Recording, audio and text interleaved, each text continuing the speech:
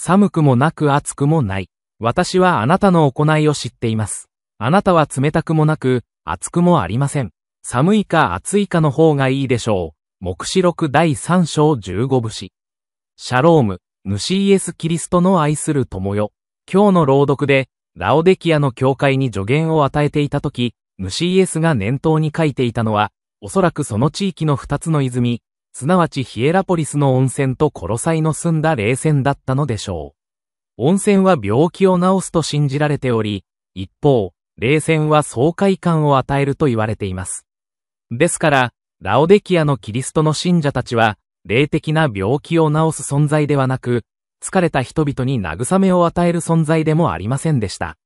彼らは生ぬるい人々であり、他人の役に立ちません。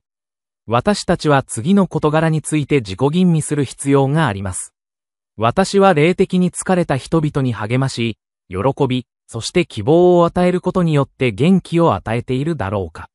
私は無関心な人に挑戦し、迷っている人に真実を示し、落胆している人にやる気を与えることで癒しをもたらしているだろうか。覚えておかなければならないのは、私たちが生ぬるいと、誰も助けることができないということです。神は、その時の仲間の必要に応じて、私たちが冷たくなったり熱くなったりすることを望んでおられます。私は、バハテララジャワリヌサンタラ、バラヌスのクリスチャンスハルト氏を招待し、美しい年齢の家族、ケシやバハテラ歌詞の賛美に同行し、以下の称賛を挙げます。あなたの川を待ち望む鹿のように、私の魂はあなたを待ち望んでいます。あなたは私の心の望みの主です。私はあなたを崇拝したいと切望しています。あなたは私の力であり盾です。私の魂はあなたに委ねます。あなたは私の心からの崇拝の望みの神です。イエス、イエス、あなたは私にとってすべてです。イエス、イエス、あなたは私にとってすべてです。イエスは、ご自分の子供であると主張する人々に対しても同じように振る舞いました。彼はぬるいものが嫌いだ。イエスは彼らが冷たいか熱いかを望んでおられました。黙示録3時15分。寒さという言葉はイエスと福音に対する抵抗を意味すると考える人もいます。しかし、神が中途半端な奉仕よりも抵抗を選ぶ可能性は低いと思います。この中途半端で生ぬるい奉仕は神の心を喜ばせません。アーメン。今日のインスピレーション。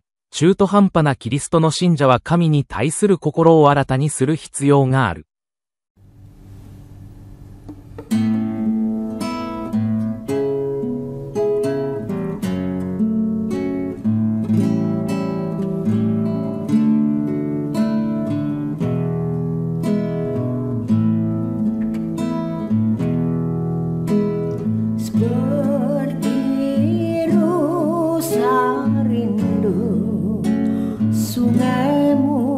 Jiwaku rindu Engkau,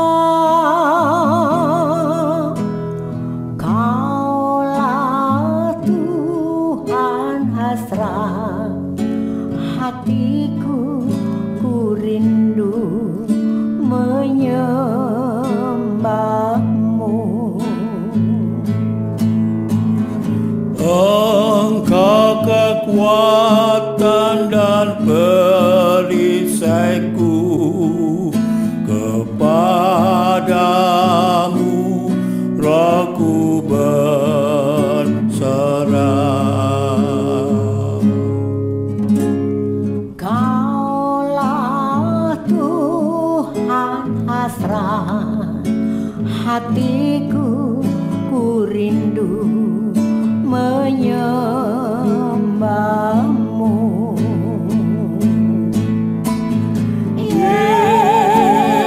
Yesus, Yesus, Kau berarti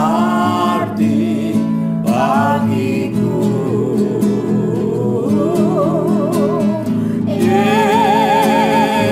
Yesus, Yesus,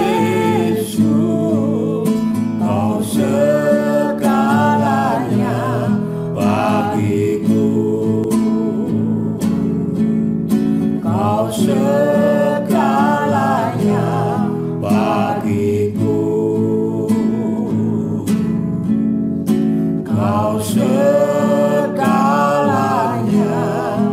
Amin.